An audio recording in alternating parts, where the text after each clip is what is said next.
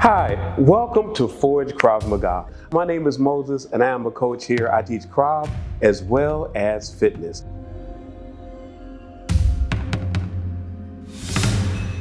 With the town I grew up in, where I grew up and where I was born is different. I was born in East Cleveland, Ohio. I left Cleveland, Ohio when I was 9, moved to Atlanta, Georgia, left Atlanta, Georgia my senior year and moved to South Carolina, a little small town called Greenville.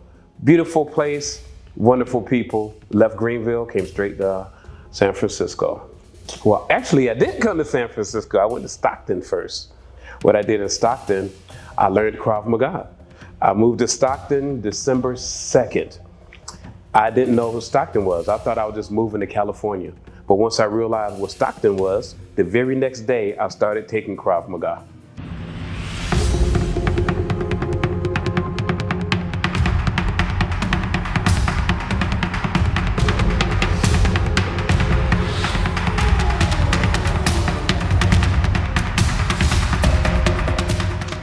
Why I choose Krav? Because it was more what I was looking for. Because I realized where I lived was a very dangerous area, and I started taking Kung Fu first when I first got out of the military.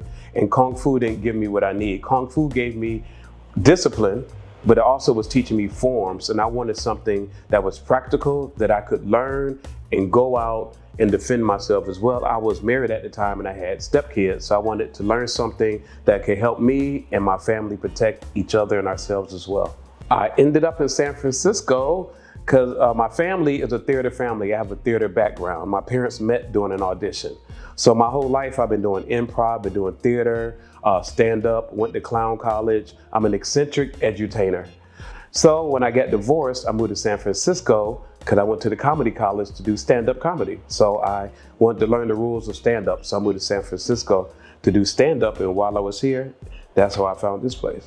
What I appreciate more about Krav, surprisingly, is that I learned more about myself. It wasn't the whole physical aspects of everything. It was me getting over my traumas that I thought that I could never get over.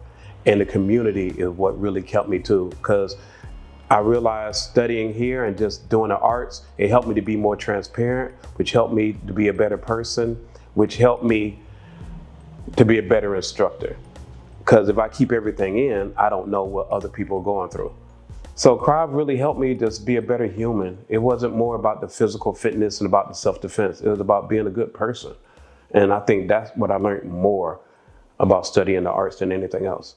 If I do any other martial arts, now I love Kali. I love Dutch kickboxing too. I want to mix everything together because when we just had the seminar we just had with Polio, I love the fact that we was knife boxing. So that was like two things I love that was put together. Like I love footwork, I love striking, I love the knives, and just putting the two together, it just blew my mind. And that's another thing I really love about learning is that you never know everything. You always learn something new, and there's always room to grow. And I love that so much. And no matter how old you are, you don't know everything. Even as a coach, you don't know everything. I'm always learning, watching other coaches, or even watching students. I learn stuff from my students. I learn stuff from my 9-year-old who's a ballerina. You know, I learned stuff from her. I learned footwork from her. And then I had another private who does fencing, and I learned stuff from that. And that helps me with my colleague because your dominant side is in front of you. So I learned from everything and everyone. One Krav technique that I love is funny because I know my students gonna know exactly what I'm gonna say. I love the hammer fist. I love the hammer fist, man. Because it's unorthodox and people don't do it. And then when I see it in like combat sports and MMA, it blows my mind because I'm like, see, it works, it works.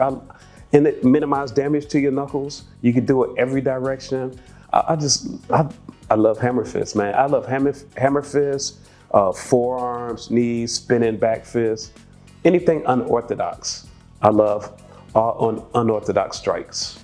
I did not choose to become an instructor. It chose me.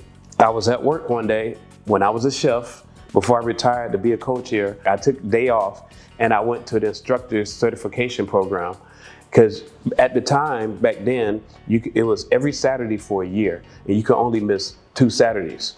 I missed the first Saturday because I was working in the restaurant. The second Saturday, I told them, look, I have to go. And they said, okay. So I caught the train to Santa Clara. And after I took that course, it just felt so real. I was like, this is what I'm supposed to be doing. And I was like, but my job, I just need a sign. No lie, true story. I was like, Lord, I just need a sign. And I fell asleep on the train. And then my phone kept going off. And when I woke up, I had all these messages. And the first one I responded to was my friend. And she said, are you at work? And I said, no. She said, good. I was like, why? And she sent me a video of my job on fire. The whole block burnt down. I was like, that's my sign. And then I had to transfer to Washington State, Issaquah. And then when I was there, pandemic happened. And this whole time I was there, I just knew I was supposed to be here. And I even got a personal trainer because I wasn't able to come as often. And when I got my personal trainer, I told him what I wanted to do. And every time I was going to the pain cave. I need that last rep or that last set. I kept thinking, I got to go through this because somebody needs me. I knew I had to be an instructor because I knew somebody was going to need me. So I had to go through that. So it's just like a feeling. It chose me. I came here to be a stand-up comedian. I wanted to be a hip hop artist. I wanted to be a clown over in Europe. So I didn't even think about this. It chose me.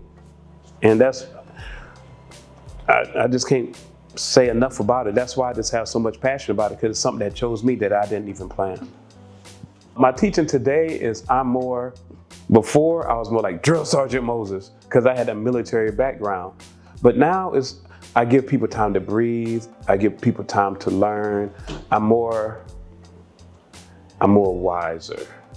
Some students love stress drills. Some students don't love stress drills. It's just a matter, what somebody likes, somebody doesn't. So, because I have a couple of students.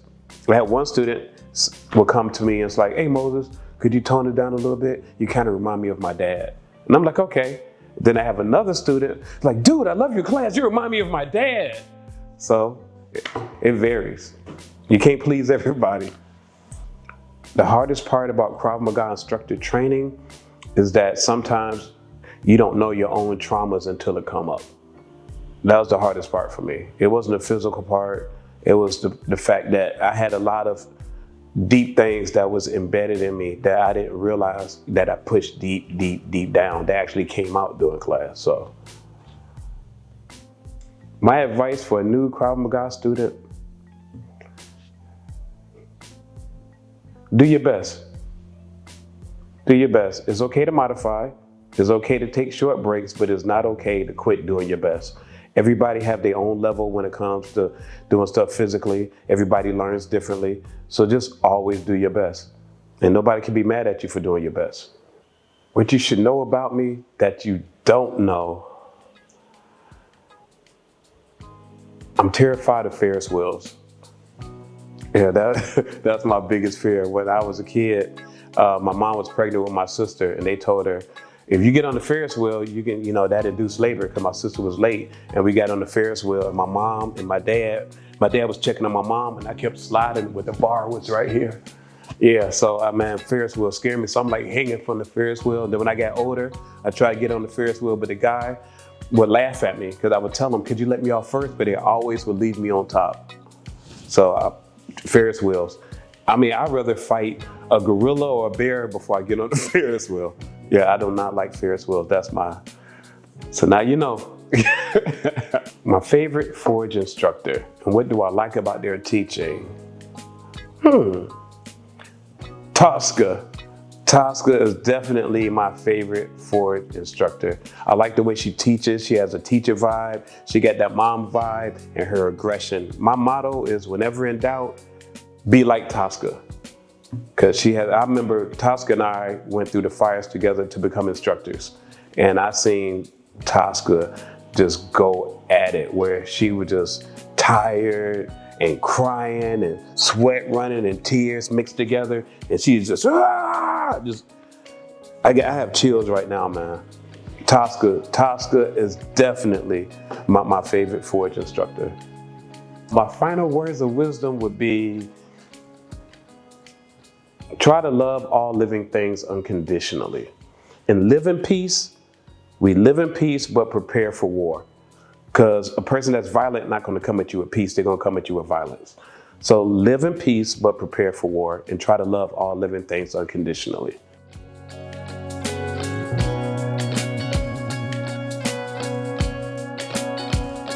I love the hammer fist, man.